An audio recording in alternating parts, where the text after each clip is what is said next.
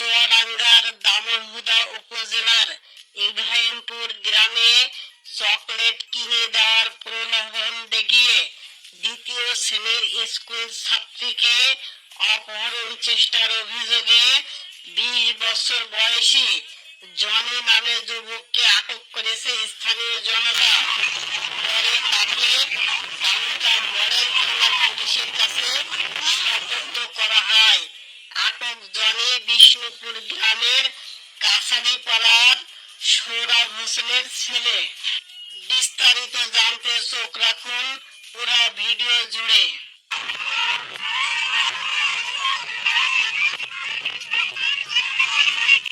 ওই ঘটনায় সোমবার 6 জুলাই রাত 9টার দিকে মেয়ের বাবা হৃদয় বাদী হয়ে দামোদা মডেল থানায় নারী ও শিশু নির্যাতন আইনে মামলা করেছে।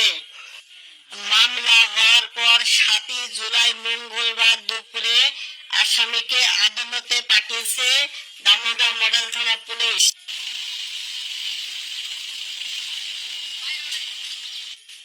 মামলার এজাহার সূত্রে জানা গেছে, ইব্রাহিমপুর মসজিদপাড়া গ্রামের বাসিন্দা পাখি ভ্যান চালক মোহাম্মদ হৃদয় আলীর 9 বছর বয়সী মেয়ে একই গ্রামের সরকারি প্রাথমিক বিদ্যালয়ের দ্বিতীয় শ্রেণীর ছাত্রী 6 জুলাই সোমবার সকালে 9টার দিকে স্কুলে যাওয়ার পথে ইব্রাহিমপুর বড় মসজিদের পাশের একটি দোকানে চকলেট কিনতে দাঁড়ায়।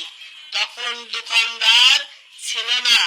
এ সময় আসামি মোহাম্মদ জনি সেখানে এসে নিজেকে শিশুটির বাবার বন্ধুর পরিচয় দিয়ে অন্য দোকান থেকে চকলেট কিনে দেওয়ার কথা বলে। শিশুটি তার কথায় বিশ্বাস করে জনির বাইসাইকেলে ওঠে। তখন সে স্কুলের দিকে না গিয়ে শিশুটিকে ইব্রাহিমপুর কবরস্থানের পাশে নিয়ে যেতে থাকে। তখন শিশুটি চিৎকার করে।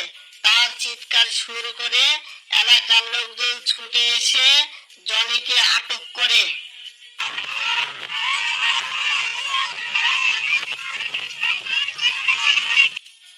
পরে আসামি জনিকে বিষ্ণুপুর বাজারের একটি ক্লাব ঘরে আটকে রাখা হয় এবং শিশুটির পরিবারের সদস্যদের খবর দেওয়া হয়।